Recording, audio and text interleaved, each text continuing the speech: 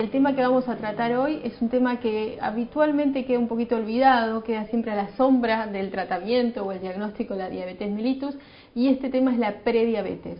Es un tema muy importante ya que la prevalencia viene en franco aumento y todavía no hay mucho consenso entre cómo realizar el tratamiento, si a través de medidas higiénico-dietéticas y cambios del estilo de vida o farmacológico.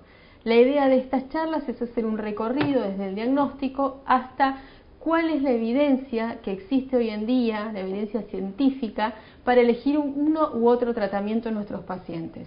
Y también quería comentarles cuáles son las posiciones de las principales sociedades científicas en relación al tratamiento de la prediabetes. Para empezar, voy a hablar en esta charla de qué es la prediabetes, cuál es su definición, es correcto este término, deberíamos nombrarlo de otra manera, cuál es la evidencia científica que existe en los efectos de los cambios del estilo de vida en la prediabetes, cuál es la evidencia científica de los distintos antidiabéticos, cuáles son las nuevas opciones terapéuticas que están en estudio, qué recomiendan las guías internacionales y qué conclusiones sacamos o qué hacer con el paciente prediabético cuando lo tengo enfrente en el consultorio. Para empezar, definamos prediabetes o el metabolismo alterado de la glucemia, que es otro de los términos que se pueden aplicar a estas patologías. Por un lado, tengo dos entidades distintas dentro de lo que se incluye como prediabetes. Está la glucemia alterada en ayunas y la intolerancia oral a la glucosa. La glucemia alterada en ayunas, y acá voy a hablar de valores que son aceptados en Argentina, porque estos difieren en relación, por ejemplo, a los aceptados en Estados Unidos. Pero en Argentina y en Europa tomamos como glucemia alterada en ayunas aquella que sea mayor a 110 miligramos de decilitro, por eso ven que dice 111, y menor a 126 o hasta 125 miligramos de decilitro. Como yo les explico muchas veces a los pacientes, es un gris, no es un valor normal que sería menor a 110, ni tampoco es un valor dentro de los valores de diabetes que es arriba de 126. Está en el medio, a mitad de camino. Esa es la glucemia alterada en ayunas, que como su nombre se indica, se saca una extracción de sangre cuando el paciente está en ayunas. Pero también existe lo que se llama intolerancia oral a la glucosa, que son valores postprandiales, valores a las 2 horas de iniciada la ingesta, y el rango aceptado en Argentina para definir la intolerancia oral a la glucosa es entre 141 o mayor a 140 y menor a 180 a las 2 horas en una prueba de tolerancia oral a la glucosa que se realiza con 75 gramos de glucosa. Es la prueba que ya conocerán y que se le realiza también a las embarazadas para pesquisar diabetes gestacional, que el paciente se lo cita en ayunas, se le extrae sangre, se le da de tomar este líquido con 70 gramos de glucosa y a las 2 horas se le vuelve a sacar sangre, y si el valor cae entre 140 y 180 podemos hablar de una intolerancia oral a la glucosa. Estas dos entidades forman la prediabetes. Se pueden dar solas, puede haber un paciente que tenga una glucemia alterada en ayunas o una intolerancia oral a la glucosa, o hay pacientes que tienen las dos juntas. Ahora, si yo recibo un paciente con estos valores, ¿qué tengo que hacer? ¿Cuál va a ser mi objetivo? Primero y principal, evitar que esto progrese una diabetes tipo 2. ¿Progresan todos una diabetes tipo 2? No, en general se habla de que un tercio progresa la diabetes tipo 2, un tercio permanece como está y un tercio, si se toman las medidas adecuadas, puede revertir a valores de glucemia. Pero yo tengo que proponerme evitar que estos valores sigan progresando. Evidentemente, si el paciente ya llegó a tener estos valores, tiene una predisposición genética y seguramente sumado a un estilo de vida que predispone a estas alteraciones del metabolismo, y ahí es donde yo tengo que actuar primariamente. Ahora, ¿qué pasa en estos pacientes? Cuando un paciente ya presenta estos valores en sangre, ya sabemos que la reserva o la funcionalidad de sus células beta pancreáticas por lo menos se ha perdido en un 80%.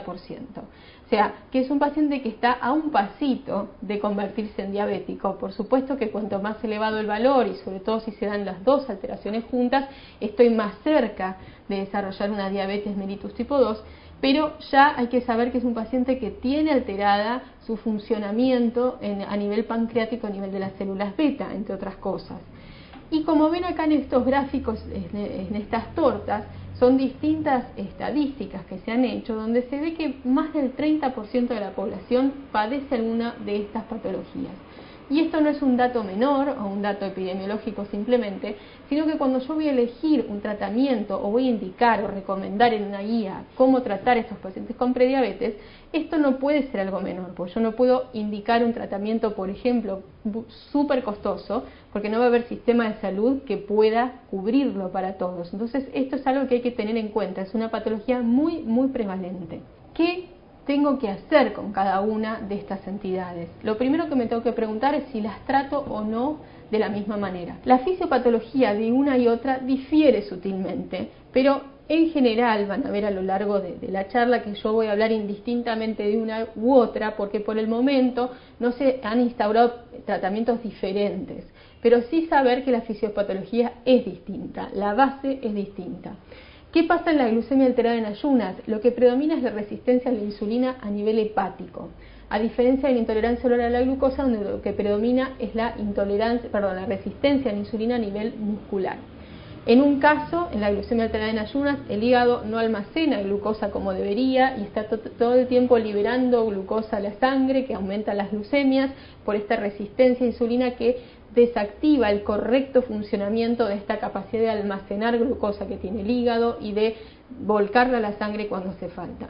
En el caso de la intolerancia oral a la glucosa, lo que se ve es que el músculo tiene resistencia y los GLUT4, que son los transportadores que introducen la glucosa a nivel muscular para que éste sea transformada en energía y gastada, por decirlo de alguna manera, ahí es donde va a estar fallando y donde va a estar la clave que va a alterar posteriormente todo el metabolismo de la glucosa. En la glucemia alterada en ayunas se altera la primera fase de secreción de insulina. Recuerden que cuando uno come algún alimento con hidratos de carbono, inmediatamente o a los pocos minutos estimula una secreción, un primer pico de secreción de insulina pancreático. Y posteriormente, luego de un tiempo, viene un segundo pico que es menos puntiagudo, menos agudo, que es el segundo pico de secreción. La glucemia alterada en ayunas característicamente está reducida esta primera fase de secreción de insulina, en cambio en la intolerancia oral a la glucosa no solo se altera esta primera fase, sino la segunda también. Ahora, vamos a empezar con la evidencia científica en los beneficios que traen los cambios en el estilo de vida para estos pacientes con prediabetes. Voy a empezar por un estudio viejo, que es el DPS, o Finnish Diabetes Prevention Study, que fue un estudio multicéntrico, multidisciplinario, donde participaban médicos, enfermeros, entrenadores físicos, nutricionistas, mucha gente alrededor de estos pacientes. Se incluyeron 522 pacientes acá que eran medianamente jóvenes, entre 40 y 64 años, con un BMI mayor a 25, o sea que no eran pacientes flacos precisamente, y que tenían intolerancia oral a la glucosa, ¿sí? ¿Cuál fue el seguimiento? Fue de 3,2 años, bastante largo, aceptable. ¿Y cuál fue la conclusión final? Voy a empezar por la conclusión final y después explico bien el estudio. Aquellos pacientes a los que se le asignó la rama de tratamiento intensivo, ¿qué quiere decir? Que intensivamente o muy de cerca se les modificaron los estilos de vida, que ahora vamos a ver cómo, en comparación con aquellos que no, que tenían un tratamiento estándar, una modificación estándar con recomendaciones estándar del estilo de vida, hubo una diferencia o un 58% menos progresión a diabetes tipo 2 en aquella rama de control y cambio intensivo del estilo de vida en comparación con el placebo. Una diferencia enorme, 60% menos riesgo de hacer diabetes. Ahora, ¿qué eran esos cambios intensivos del estilo de vida? Primero, se les indujo a que lograsen una reducción de peso mayor al 5% de su peso habitual, se les indicó actividad física 30 minutos por día, se trató de disminuir las grasas al menos del 30% del aporte calórico diario, también se disminuyeron al menos del 10% de las grasas saturadas y se estimuló la ingesta de fibra. Ahora, ¿cómo se hizo esto? No es que se le dio un papelito, vaya señor, coma esto, haga lo otro, sino que había sesiones grupales, sesiones individuales con la nutricionista, con el médico, clases de cocina para aprender a cocinar correctamente y a combinar adecuadamente los alimentos, aumentando la fibra, visitas al supermercado para elegir bien qué comprar y qué no, llamadas telefónicas de seguimiento permanentemente, y se les indicó ejercicio físico que era parte aeróbico y parte anaeróbico, haciendo grupos de caminatas, grupos de escalada, piense esto que es en los países nórdicos, e incluso competencias entre los distintos centros que participaban, todo esto para estimular el ejercicio físico, que ustedes sabrán igual que yo que es lo más difícil de conseguir en los pacientes, ¿no? La rutina y el mantenimiento de esta rutina de ejercicio físico. Con todos estos controles se vio esta disminución de casi el 60% del riesgo de desarrollar diabetes tipo 2. ¿Qué pasó con el peso? También estos pacientes que iban al supermercado, que iban a las charlas grupales, que tenían las reuniones de asesoramiento y el entrenamiento físico, bajaron aproximadamente un poco más de 4 kilos, en comparación a 1 kilo con el grupo de tratamiento o de cuidado estándar. A los 3 años, esta diferencia en el peso se seguía manteniendo, una diferencia estadísticamente significativa y muy marcada. Ahora, ¿qué pasó con el desarrollo de la diabetes? En el grupo intensivo, solo un 9% desarrolló diabetes tipo 2, y recuerden que estos eran pacientes de riesgo, ya tenían intolerancia oral a la glucosa, tenían sobrepeso. En cambio, en el grupo control, un 20%, o sea que hubo un 9% versus un 20% de desarrollo de diabetes. Es una diferencia muy marcada y muy importante, y en este estudio se pudo ver lisa y llanamente cómo cambiar el estilo de vida previene no solo el aumento de peso, me favorece a bajarlo, sino que además me previene el desarrollo de diabetes en pacientes de alto riesgo. Acá no quedaron dudas que lo que uno tiene que hacer cuando se presenta un paciente con prediabetes es atacar el estilo de vida, que probablemente es un estilo de vida como el de la mayoría de nosotros, sedentario y sin mucha educación en cuanto a la alimentación. Si yo logro hacer eso, voy a bajar marcadamente la incidencia o la aparición de diabetes, en este caso a 3 años. Con esto ya comprobado científicamente, esto sirve para bajar la prevalencia de diabetes o el desarrollo de diabetes en pacientes de alto riesgo. Se me abren a mí 3 preguntas que comparto con ustedes. ¿Estos cambios son sostenibles en el tiempo? Pues yo les mostré que este estudio se desarrolló durante 3 y pico de años. Segundo, muy lindo, bajo la prevalencia de diabetes, pero me sirve también para reducir las complicaciones micro y macrovasculares que causa esta enfermedad. No voy a meterme acá en esta charla para no hacerlo tan larga, pero complicaciones crónicas también se observaron en pacientes con prediabetes. Entonces, ¿sirve evitar la progresión de la diabetes y evitar complicaciones con estos cambios en el estilo de vida?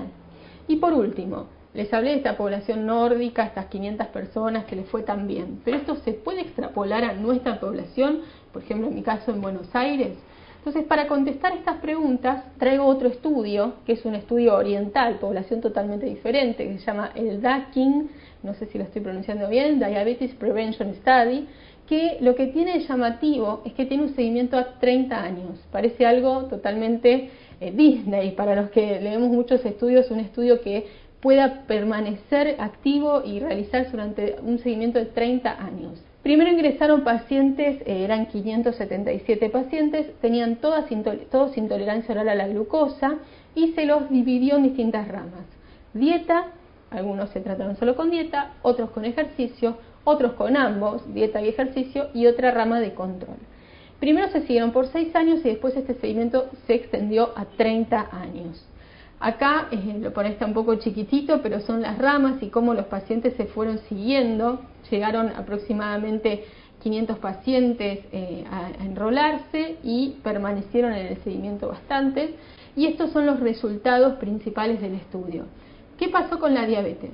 La curva que ven roja es la rama control, y la azul nuclea todas las ramas que tuvieron algún tipo de intervención, dieta, ejercicio o ambas. Y lo que se ve es que si yo actúo en estos pacientes con intolerancia oral a la glucosa, voy a bajarles el riesgo de desarrollar diabetes en un 41% a 30 años, es un montón. Ahora, como les preguntaba antes, ¿qué pasaba con las complicaciones crónicas? ¿Cuáles son las que más me preocupan a mí los pacientes diabéticos? Para empezar, a la cabeza, sin duda, las cardiovasculares. El paciente con diabetes se muere de una enfermedad cardiovascular. Entonces, acá se evaluaron los eventos cardiovasculares mayores y se vio que en aquellos que yo tomaba algún tipo de intervención, en este caso cambios en el estilo de vida, bajaban un 26%, ¿sí? 26% menos complicaciones cardiovasculares. Ahora, ¿qué pasaba con las microvasculares, que no dejan de ser importantes? Porque son complicaciones que no solo pueden aumentar la mortalidad, sino que también afectan la morbilidad y la calidad de vida en estos pacientes. Y se vio que bajaron un 35% a 30 años.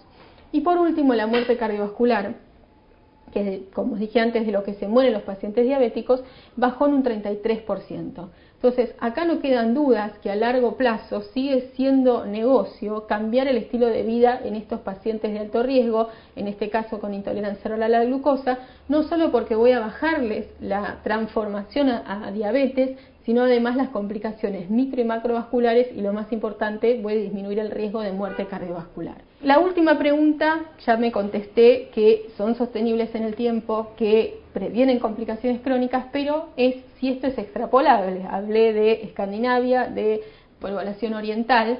Todavía no tengo ningún estudio local, pero sí es un estudio diseñado y pensado por un grupo de investigadores de La Plata, a la cabeza el doctor Gagliardino, que quiere hacer un estudio en esta zona, La Plata, Berisso, Ensenada, con un seguimiento de 2 años, para ver si en pacientes de alto riesgo, que los clasificaba según un cuestionario FINRISK, que sirve para estratificar el riesgo de desarrollar diabetes, y por una prueba de tolerancia oral a la glucosa, si dándoles una intervención intensificada, similar a la que planteé antes, con nutricionista, con ejercicio físico, con educador físico, etcétera, versus una autoadministrada, que el paciente se le den las pautas de, bueno, hace esto, hace lo otro y nada más, ver la diferencia y ver si con eso se disminuye el riesgo de desarrollar diabetes.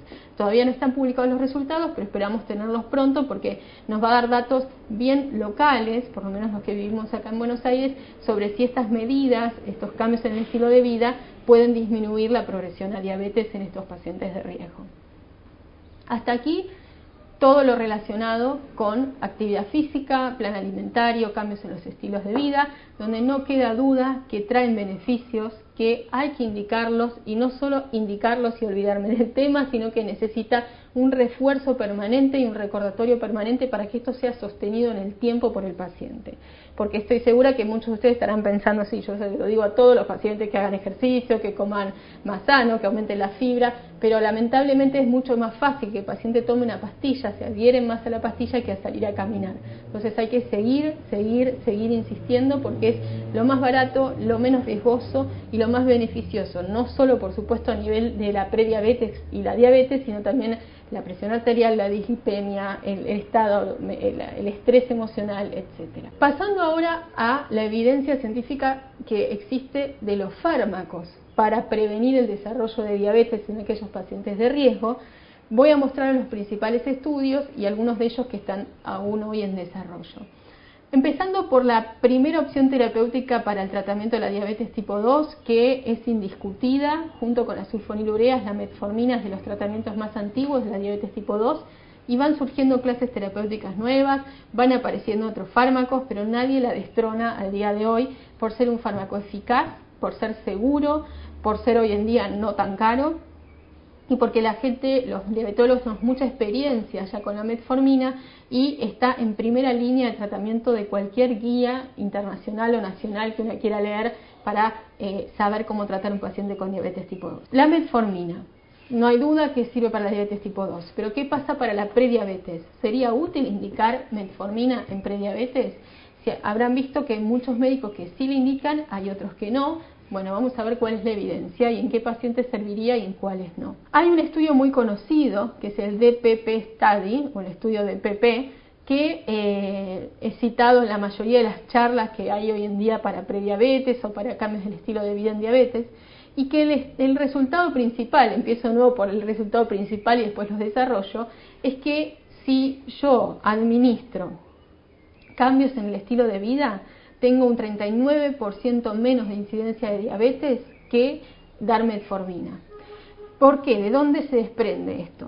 Este fue un estudio que tuvo más de 3.000 participantes, un estudio grande. Estos participantes eran adultos, tenían más de 25 años, tenían un BMI mayor a 24 y tenían o glucemia alterada en ayunas o intolerancia oral a la glucosa, o sea, prediabetes, cualquiera de los dos.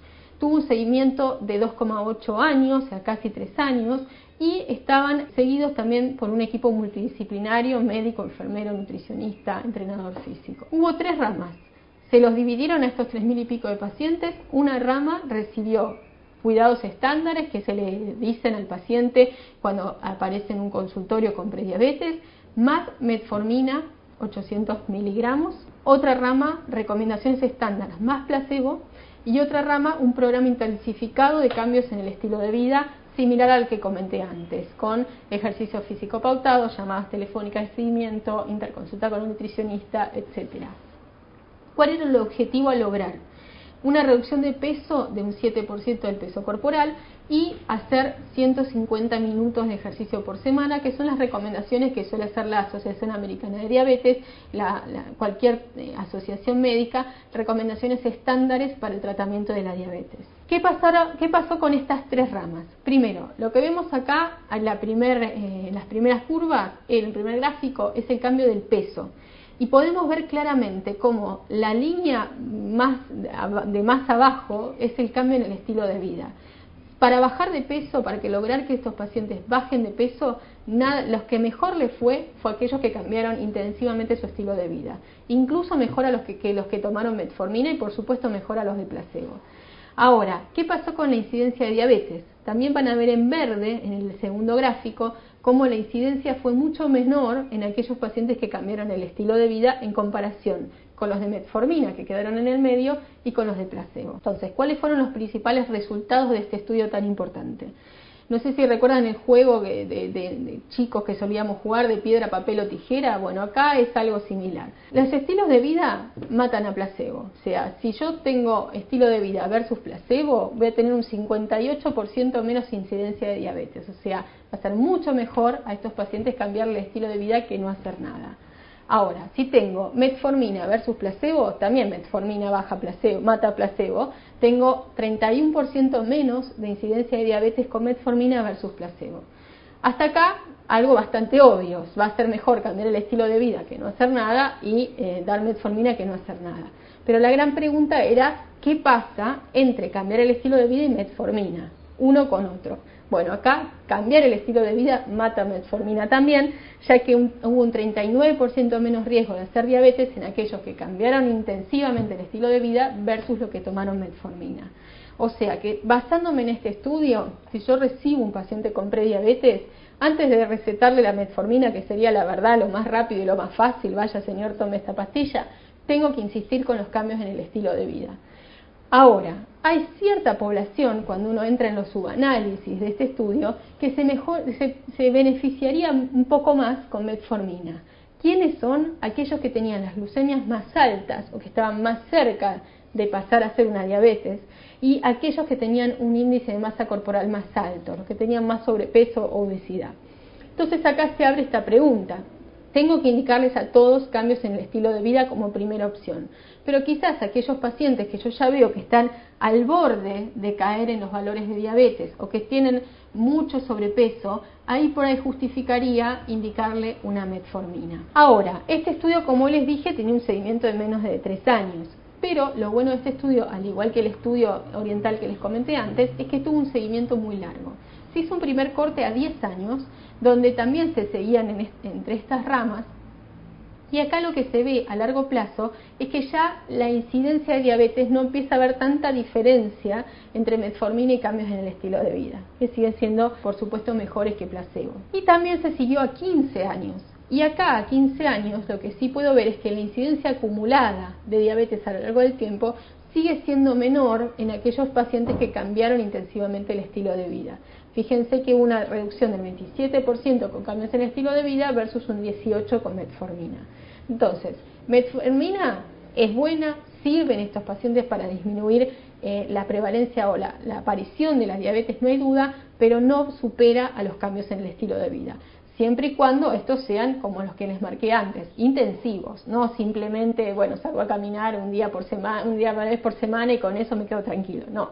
Son realmente cambios en el estilo de vida. Este es un subanálisis, como les comenté antes, que se han hecho de este estudio, en este caso a 15 años, y acá lo que se buscó, cuáles eran esos pacientes donde puede haber más beneficio con metformina.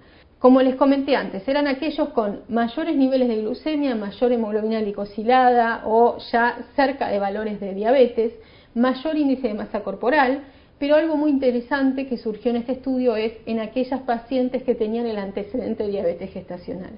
Y acá fue muy marcada la diferencia. Entonces se toma como práctica, quizás si uno recibe el consultorio, una paciente con prediabetes, pero tiene el antecedente de tener algún embarazo con diabetes gestacional, en estos pacientes yo tendría mucho más aval científico para indicarle, por supuesto que los cambios en el estilo de vida se los voy a tener que indicar, pero sí para indicarle metformina y por ahí no esperar hasta que desarrolle la diabetes, porque son pacientes con el riesgo muy alterado, muy aumentado de desarrollar diabetes en el futuro, pero que además está demostrado científicamente que se benefician puntualmente con la metformina en este estadio de prediabetes. Entonces son casos puntuales donde yo tengo que evaluar el paciente, donde no hay una regla única y decidir si le agrego metformina o no en prediabetes. Pero por regla general no tendría sentido agregarle metformina a cualquier paciente con prediabetes que ande por la vida. Tengo que ver qué características tiene y saber, tener bien en claro que lo que más va a funcionar son los cambios en el estilo de vida. Este es el principal estudio que evaluó la metformina en prediabetes. Hay otros, les traje algunos para tener una idea. Hay un DPP que se hizo en India, el Indian DPP, que lo que tiene característico es que evaluó los cambios en el estilo de vida y la metformina juntos. Yo el que les comenté recién eran ramas separadas. Acá se los evaluó juntos. Y la conclusión principal fue que no hubo tanto sinergia en administrar cambios intensivos en el estilo de vida y metformina. Porque si no, uno podría decir, bueno, si hay algo de beneficio, junto los dos, si con uno me baja el 27 y con otro el 18, si doy metformina y cambios en el estilo de vida, tendría que bajar el 50. Bueno, no es tan así, no hay tanta sinergia.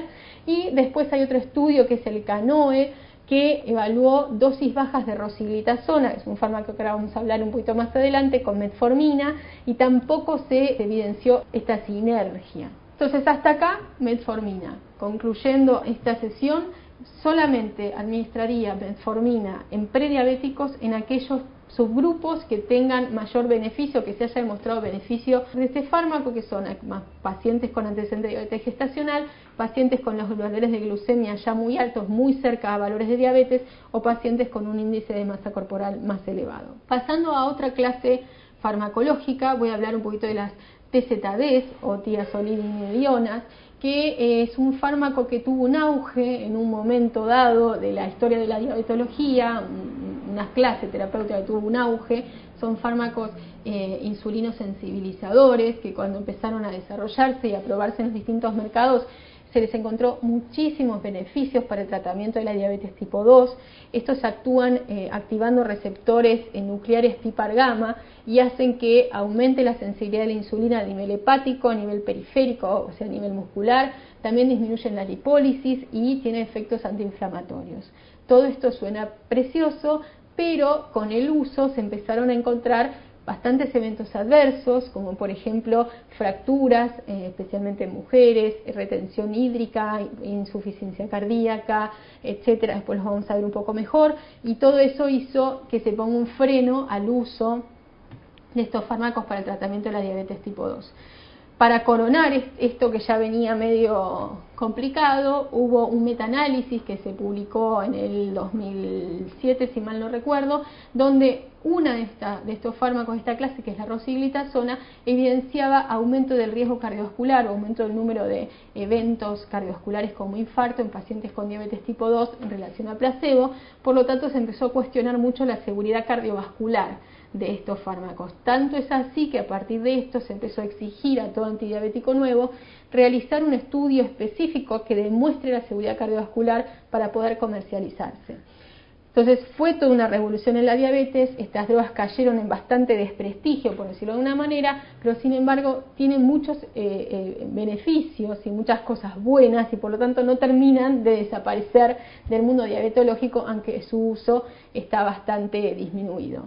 Igualmente hay mucha evidencia y muchos estudios clínicos que se están desarrollando con estas, y quería hacerles un resumen breve de alguno de ellos. Hay un estudio que se llama TRIPOD que evaluó la troglitazona, que posteriormente fue descontinuada por toxicidad hepática. Hoy en día no se comercializa, no la van a encontrar en ningún lado, pero esta fue uno de los primeros que se realizó y fue específicamente en mujeres con diabetes gestacional previa, o sea, en pacientes que tienen bastante riesgo de desarrollar diabetes, y lo que se vio es que bajaban un 50% la incidencia de diabetes a corto plazo. Entonces ya se empezó a ver que había cierto beneficio en la prediabetes de esta clase terapéutica, pero no contamos con troglitazona.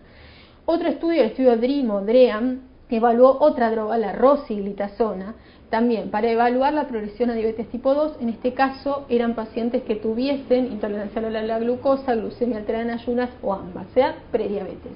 Se evaluó a 3 años y se vio que redujo la incidencia de diabetes en un 60%, un efecto bien claro de disminución de riesgo de evolución a diabetes con rosiglitazona, principalmente en aquellos individuos con un BMI más alto. Otro estudio distinto fue hecho con pioglitazona, que evaluó la progresión de diabetes, en este caso solo en aquellos pacientes con intolerancia a la glucosa, un seguimiento de 2.4 años, y se vio que redujo la conversión a diabetes tipo 2 en un 72%, o sea, muchísima reducción del riesgo de progresión a diabetes con la pioglitazona. Otro estudio distinto también con la pioglitazona es el IDPP2, ¿sí?, que usó pioglitazona versus placebo, todo adicionado o combinado con cambios del estilo de vida intensivos, y también confirmó estos beneficios, pero no vio tanta sinergia con los cambios del estilo de vida. Pero sin duda la pioglitazona tuvo un rol muy importante en desarrollar la progresión a la diabetes tipo 2. Más allá de evitar la progresión a la diabetes tipo 2, la pioglitazona o esta clase de fármacos, el TZD, lo decimos para decirlo más abreviado porque es un nombre muy largo, tienen otros efectos en los pacientes con prediabetes. Esto que le muestro acá es un metaanálisis del efecto de pioglitazona a nivel de eventos cardiovasculares en prediabetes y también en pacientes diabéticos, que incluyó 9 estudios, y lo que se ve, como vemos acá bien claro, es que pioglitazona se asoció a un menor riesgo de eventos MACE, que significa eventos cardiovasculares mayores, como ser el infarto de miocardio, la ACV no fatal, la muerte cardiovascular. Tuvo un 23% menos riesgo en pacientes con prediabetes o resistencia a la insulina de estos eventos cardiovasculares mayores. O sea que el beneficio de la pioglitazona en prediabetes no sería solo a nivel de prevenir la progresión a diabetes, sino a prevenir eventos cardiovasculares.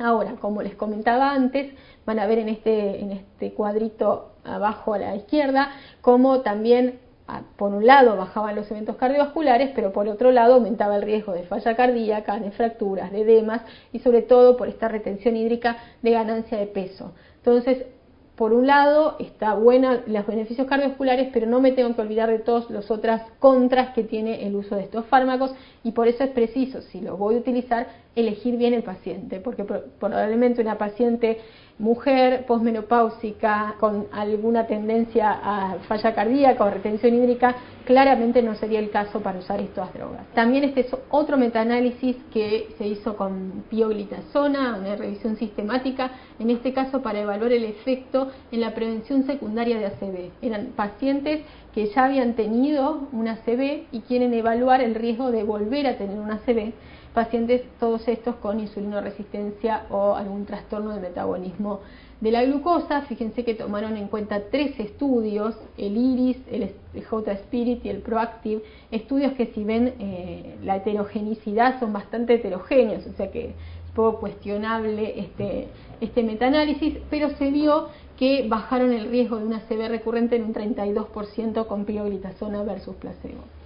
Esto es básicamente para mostrarles que los beneficios de esta clase van más allá de este gran efecto en prevenir la diabetes en pacientes de alto riesgo, pero con sus contras o sus eventos adversos acompañantes. Hay otro beneficio más que se encontró en estos pacientes, que es el disminuir el hígado graso en los pacientes con prediabetes. No voy a entrar acá, pero hay todo un campo de investigación del efecto de la pioglitazona en hígado graso que es muy interesante también, y no solo en diabéticos, sino en prediabéticos también. Cambiando de clase terapéutica, vamos a pasar ahora a las incretinas. Las incretinas, ustedes saben que hay 2 tipos de fármacos o de clases terapéuticas que actúan sobre el sistema incretina.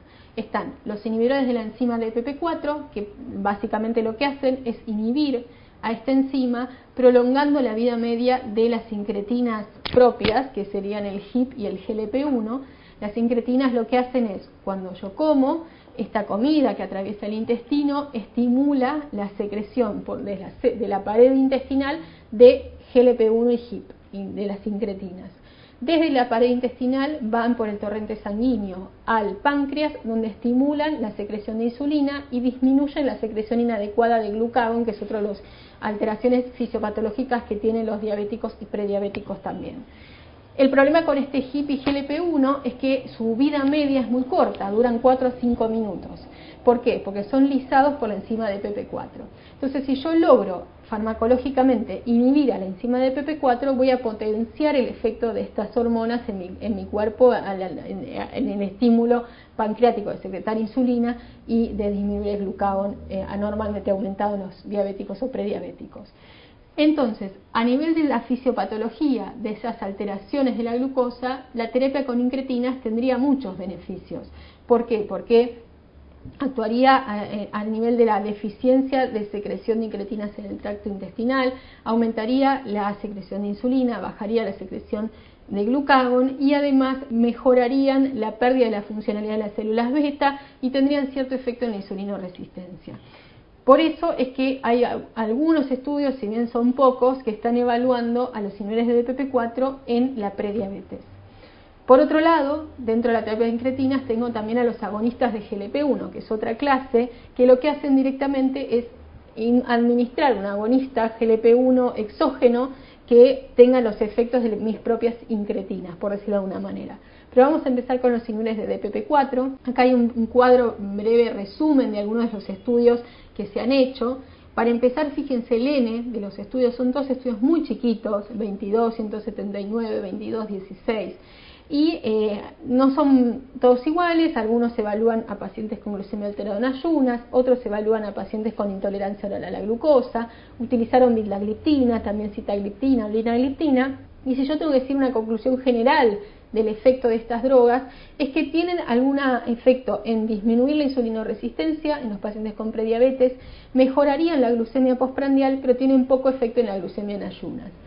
Pero son todos estudios chicos, no han dado grandes resultados que ameriten estudios mayores, entonces la verdad que no podemos hablar de un beneficio de inhibidores de DPP4 en prediabetes. Se ha estudiado muy tímidamente, pero no hay un beneficio claro que justifique a un paciente con prediabetes administrarle un inhibidor de DPP4. Ahora, ¿qué pasa con los otros, con los agonistas GLP-1? Acá la historia cambia y mucho. Hay uno principal que por ahí es el más usado, el más conocido, que se llama el liraglutida. Es un agonista GLP-1 que se administra en forma inyectable, al igual que subcutáneo, al igual que la insulina. Y dentro de todos los estudios que se han hecho muchos estudios para evaluar la eficacia en el control de la diabetes, que es excelente, también a nivel de obesidad, pero también se empezó a estudiar en la prediabetes. Acá yo les traigo uno como ejemplo, que es un estudio a 3 años en el riesgo de pacientes con prediabetes de evolucionar a diabetes con liraglutide versus placebo. Y se ve bien claro, si ven las curvas, cómo se separan, tuvo un seguimiento a 160 semanas, que aquellos pacientes de los 2.200 que se incluyeron, que estaban en la rama de cambios del estilo de vida más liraglutide, 3 miligramos día, tuvieron casi un 80% menos riesgo de desarrollar diabetes en comparación con aquellos que solo tenían cambios en el estilo de vida y placebo. Es marcadísimo el efecto en la disminución de la evolución a diabetes.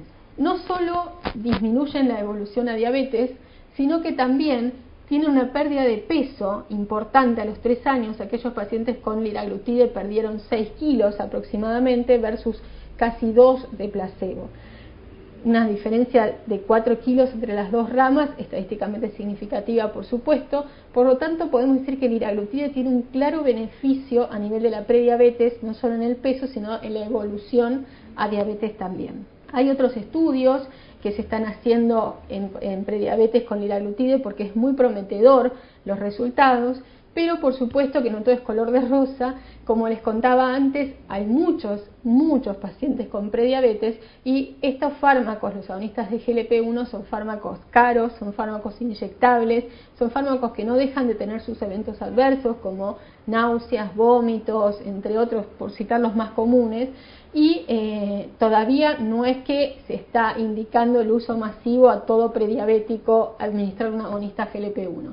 Se abre una ventana, hay una evidencia muy sólida y muy clara en estos beneficios, pero por supuesto que hay que seguir estudiando y sobre todo estudiar los efectos a largo plazo, ¿no? Porque este es un estudio a 3 años, veremos qué pasa con estudios más largos. Pero es muy prometedor los resultados que muestran, sobre todo en esta disminución del 80% del riesgo de diabetes tipo 2. Pasando a la última clase terapéutica, voy a hablar de los glucosúricos o los inhibidores de SGLT2, que son por ahí la clase terapéutica más nuevita. Y acá no hay demasiado estudio todavía, por ahí por esto, porque son la clase más nueva, pero encontré algunos sueltos, sobre todo con dapaglifosina.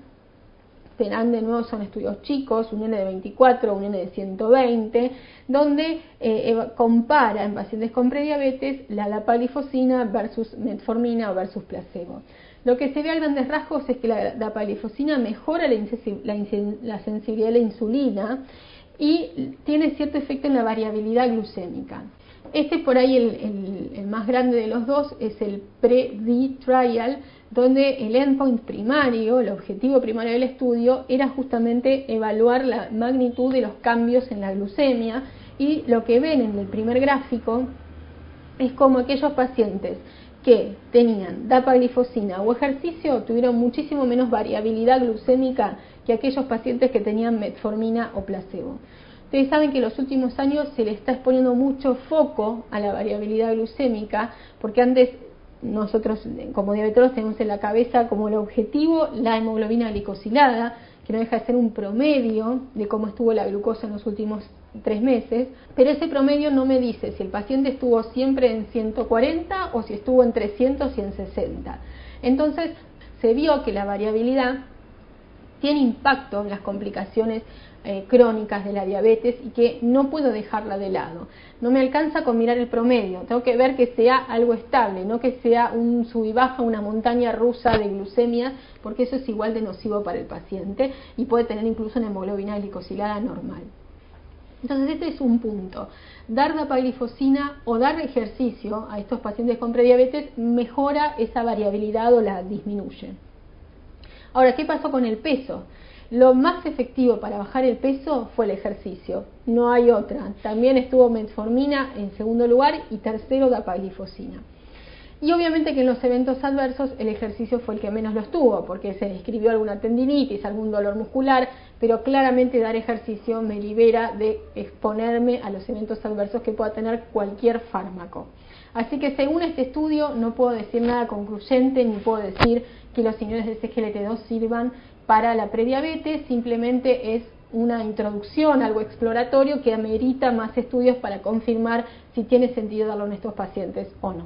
Hay otras terapias menos usadas hoy en día que también fueron estudiadas en prediabetes, el estudio Navigator que se hizo con natrelinide, la verdad que mucho no se usa hoy en día, pero no hubo igual diferencias en progresión de prediabetes a diabetes, tampoco en eventos cardiovasculares, así que acá no tendría nada que hacer en esta población. Otro es un estudio con acarbose. Acarbose es un fármaco que inhibe la absorción de glucosa a nivel intestinal, donde sí se vio beneficios a nivel de la progresión a diabetes y también en reducción de eventos cardiovasculares, fíjense en un 49%, un montón. Pero la acarbose tiene muchos eventos adversos gastrointestinales por esta inhibición de la absorción de glucosa que hace que la glucosa permanezca en la luz intestinal y esto fermente y pueda dar distensión abdominal, flatulencias, dolor, diarrea, etcétera, y no es muy aceptado por los pacientes y tampoco se usa mucho y ya casi no se comercializa por todos eventos adversos en nuestra región. Hay otro estudio hecho con Orlistat que tiene un mecanismo similar, que también bajó el riesgo de desarrollo de diabetes 2 en pacientes que tenían intolerancia a la glucosa, pero tampoco es un fármaco muy usado y es un estudio solo y amerita más investigación. Y por último, este lo traje, me pareció interesante, un estudio que se llama Origin, que es un estudio con insulina glargina basal versus tratamiento estándar, que incluía pacientes diabéticos, pero también una población prediabetes, y en esos pacientes con prediabetes se vio una disminución del riesgo de un 31% a diabetes tipo 2, al desarrollo de diabetes tipo 2. No hubo diferencias en eventos cardiovasculares. Ahora yo me planteo si tiene sentido un paciente que es prediabético, que yo le quiero evitar llegar a la diabetes, ya empezarlo a tratar con insulina y todo lo que esto implica, ¿no? Algo inyectable, con riesgo de hipoglucemias, etcétera, etcétera. No le veo mucho sentido, pero se los presento porque es un estudio que está publicado. Hasta acá la evidencia científica que hay hoy en día en cambios en el estilo de vida y en tratamiento farmacológico para la prediabetes. Ahora, ¿qué dicen los expertos? ¿Qué dicen los consensos internacionales? Voy a empezar por la ADA, la Asociación Americana de Diabetes, que todos los años en enero actualiza sus recomendaciones para el tratamiento de la diabetes, y uno de sus capítulos de estas recomendaciones se basa en la prevención o el retraso de la aparición de diabetes tipo 2, obviamente en aquellos pacientes de riesgo. ¿Qué recomienda la ADA para estos pacientes con prediabetes? Teniendo en cuenta toda la evidencia que vimos hasta ahora. Bajar de peso, con medidas, cambios en el estilo de vida, reducir un 7% el peso corporal. No hace falta pesar 50 kilos para disminuir el riesgo, con solo disminuir un 7% de la que persona pesa, ya estoy bajando el riesgo. También realizar actividad física, como hemos dicho antes, 150 minutos por semana, que se recomienda hacerlo salteado, que no pase más de 2 días sin ejercicio, hacerlo de manera regular, ¿sí? No es lo mismo, un día me levanté entusiasmado, hice 150 minutos y después 6 días miré la tele todos los días, eso no sirve, hay que hacerlo de manera regular. Y ellos plantean que hay ciertos pacientes que podrían beneficiarse con metformina, que son, como dijimos antes, aquellos con índice de masa corporal mayor a 35, una edad menor a 60, porque se interpreta que tiene muchos años todavía para desarrollar diabetes a futuro, entonces por ahí amerita dar un tratamiento, y como mencionamos antes, aquellas mujeres con antecedente de diabetes gestacional. Metformina en este tipo puntual de pacientes habría que evaluarlo. Y otras opciones que plantea como segundo lugar a la metformina, acarbose, agonistas GLP-1, TZD, que son los que vimos que tenían beneficio, pero que hay que evaluar costo-beneficio, y agrego yo también la adherencia a los pacientes a estos tratamientos. Pasando a otra sociedad científica, esto es la ACE, que son la Asociación de Endocrinólogos Americanos, la anterior a los diabetólogos, acá los endocrinólogos, y ellos plantean este algoritmo específico para el tratamiento de la prediabetes. Primero, como verán en el primer renglón marrón, cambios en el estilo de vida. Primer lugar, nadie lo saca de ahí, cambios en el estilo de vida siempre. Ahora, ¿qué plantean? Tengo que tratar también otros factores de riesgo cardiovascular. No me alcanza en el prediabético preocuparme en exceso por su diabetes, si va a tener la presión por las nubes y el colesterol también volando. Tengo que tratarle la presión, la hipertensión arterial, tengo que tratarle la dislipemia. Además tengo que encargarme de su glucemia. Si con los cambios en el estilo de vida ya logré una normoglucemia, control. Ahora, si no lo logro, lo que ellos plantean es evaluar si tiene glucemia alterada en ayunas, si tiene intolerancia oral a la glucosa o si tiene las dos juntas. Si tiene uno solo de estos criterios, o sea, uno u otro, ellos plantean intensificar la pérdida de peso, y en este caso podría ser administrar terapias para disminuir el peso, que son un capítulo aparte en el que no voy a entrar, pero ellos plantean esta necesidad de bajar el peso aún más, y si no, indicar medicaciones de bajo riesgo como ser la metformina o acarbose. Ahora, si el paciente ya tiene intolerancia a la glucosa, glucemia alterada en ayunas, o no responde a estas terapias que mencioné, puedo considerar agregar un agonista GLP-1 o agregar una TZD, que lo pone también en amarillito marrón, porque hay que tener precaución con todos estos eventos adversos que comenté antes. Entonces, acá los endocrinólogos americanos plantean tratar la prediabetes farmacológicamente, pero siempre después de indicar cambios en el estilo de vida, y si con eso no logro los objetivos como son disminuir de peso o controlar la glucemia. Otras guías interesantes son unas guías que se asociaron los cardiólogos europeos con los diabetólogos europeos, las ESC-ISD, que en el 2019 armaron un consenso súper interesante sobre diabetes, pero no se olvidaron de la prediabetes, y los que ellos ponen como evidencia, recomendación 1A, es cambiar el estilo de vida a la cabeza, nadie lo discute. Entonces, para ir terminando, ¿Cuáles son las conclusiones de toda la evidencia científica que tenemos hasta el momento? El gold estándar para la prediabetes no lo desplaza de ninguna manera ningún estudio, ningún fármaco. Siguen siendo los cambios intensivos en el estilo de vida, que es muy fácil decirlo, pero es muy difícil hacerlo para uno mismo, para el paciente, etcétera. Ni hablar en esta situación de pandemia que estamos ahora. Es muy difícil, pero sigue siendo lo que demostró, en primer lugar, disminuir el riesgo de evolucionar a la diabetes tipo 2 y de tener complicaciones, incluso la muerte cardiovascular. Entonces, los iniciamos en forma temprana. ¿Cuándo los indicamos? Y acá no lo mostré la evidencia, pero esto es mi opinión. Siempre, cualquier paciente que yo vea, tengo que interrogar y preguntar e indagar cómo es su estilo de vida y tratar de llevarlo hacia un estilo de vida que ya ha demostrado que sea más saludable y que tenga beneficios a nivel de la salud. Prediabético, no prediabético, el estilo de vida hay que tratar de mejorarlo y llevarlo hacia un estilo más saludable siempre. Sin embargo, sabemos que la adherencia no es la adecuada. Habrán tenido millones de pacientes que se compran la cinta para correr y termina siendo un perchero, ese es un clásico. Entonces tengo que recordarlo en cada visita, hacer foco y demostrar lo importante que es. No es una cosa más, un comentario al pasar, es un tratamiento. Siguiendo con la metformina, que sigue siendo el fármaco con más evidencia al día de hoy de beneficios en los pacientes con prediabetes, además de ser un fármaco utilizado desde hace muchos años, que ha demostrado seguridad a largo plazo, que es de relativo bajo costo. En ciertos pacientes con evidencia científica de que se beneficien más con la metformina, estaría justificado indicarlo en prediabetes. A la cabeza las mujeres con antecedentes de diabetes gestacional, también aquellos con un índice de masa corporal más alto, los de menor edad y las de glucemias más altas o más cercanas al diagnóstico de diabetes. Siguiendo con el orden que fui mostrando de fármacos, la pioglitazona ha demostrado no solo prevenir el desarrollo de diabetes tipo 2 en pacientes de alto riesgo, sino también ha disminuido eventos cardiovasculares e incluso la recurrencia de ACV. Sin embargo, por sus eventos adversos, sobre todo en población de riesgo, como mujeres, menopáusicas, pacientes con antecedentes de insuficiencia cardíaca, hay que usarlo con mucha precaución y siempre entre pioglitazona y cambios del estilo de vida, la verdad que deberíamos optar por los cambios del estilo de vida. Pero no se puede negar que tiene beneficios en esta población también.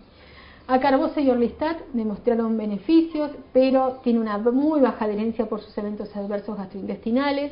Y inhibidores de DPP4, inhibidores de SGLT2 o glucosúricos, por el momento no hay evidencia para su uso en prediabetes, aunque seguramente se seguirán estudiando y veremos más adelante qué se descubre. Por el momento no está indicado y no hay evidencia que lo justifique. Agonistas GLP-1 son la gran promesa en la prediabetes, es algo interesante los resultados que han mostrado, sobre todo el liraglutide, con una disminución del 80% del riesgo de desarrollo de diabetes en pacientes de alto riesgo, pero tienen un muy alto costo y tienen eventos adversos, por lo tanto también hay que evaluar paciente a paciente e individualizar. Entonces, ante la pregunta fundamental, ¿qué hacemos con la prediabetes? ¿Se trata farmacológicamente, sí o no? Y no hay una respuesta, la respuesta es depende. Y la clave es la individualización. Tengo que ver al paciente que tengo adelante, ver qué expectativas tiene, qué ganas tiene de iniciar ese cambio en el estilo de vida, y depende de eso y de las características específicas como ser la edad, el peso, los valores de glucemia, todas las características particulares, decidir en ese caso si voy a iniciar un tratamiento farmacológico o no. Pero los cambios en el estilo de vida tienen que estar siempre. Por último, hay algo que no nombré, me centré en el ejercicio físico, en bajar de peso, en hacer actividad física regular, en aumentar la fibra, etcétera, pero no hablamos nada de la dieta o el plan alimentario que se recomienda en la prediabetes. No está en las guías, no suele haber muchos estudios clínicos, pero no quería dejar pasar por alto este estudio, que es un estudio que se llama el estudio Adventista 2, que evaluó o comparó tipos de dieta. En este caso, como verán en el cuadro, comparó a los no vegetarianos o omnívoros, pero en los estudios clínicos llaman no vegetarianos, los semi-vegetarianos, que es aquellos que disminuyeron notablemente el consumo de carnes, los pesco-vegetarianos, aquellos que comen pescado y vegetales, lacto-vegetarianos y veganos. El patrón fueron los no vegetarianos, los omnívoros. Y en base a eso se comparó el índice de masa corporal y se comparó el riesgo de desarrollar diabetes o la prevalencia de diabetes. No sé si llegan a ver, pues está un poco chiquito, pero el índice de masa corporal fue un promedio de 28 en los no vegetarianos contra un 23 en los veganos, y fue disminuyendo gradualmente a medida que los alimentos de origen animal se iban disminuyendo. Y también el riesgo de diabetes fue un 50% menor en aquellos pacientes veganos en relación a los no vegetarianos. También disminuyendo gradualmente. Por ejemplo, el lacto-ovo vegetariano tuvo un 46% menos riesgo, el pesco vegetariano un 30% y el semi-vegetariano un 24% menos riesgo que un omnívoro en el desarrollo de la diabetes. O sea, que no solo es importante bajar de peso, sino que también tengo que ver qué estoy comiendo. Este es solo un estudio, hay gente que está muy a favor, hay gente que está muy en contra, pero es evidencia científica que yo quería compartir con ustedes. Para cerrar, hay que empezar por lo básico, no engancharme en mágicas combos farmacológicos para tratar la diabetes, hay que ir a la raíz del problema, que básicamente es el sedentarismo. En la prediabetes influyen factores genéticos que lamentablemente por el momento no se pueden cambiar. Tenemos los genes que nos tocan y son al azar y no los determino yo, ni mi mamá, ni nadie, los tengo. Pero también influye muchísimo el estilo de vida. Si yo logro cambiar el estilo de vida, seguramente voy a lograr disminuir la prevalencia de diabetes, no solo en mí, sino en los pacientes que trate, y no hay ninguna pastilla mágica, todo está en lo que yo hago, como, lo que me muevo o me dejo de mover. Entonces, está buenísima toda la evidencia, hay que conocerla, hay que tener opciones terapéuticas para aquellos pacientes que por un motivo u otro no puedan cambiar el estilo de vida, pero esto nunca debe olvidarse que tiene que ser la base para el tratamiento de la prediabetes.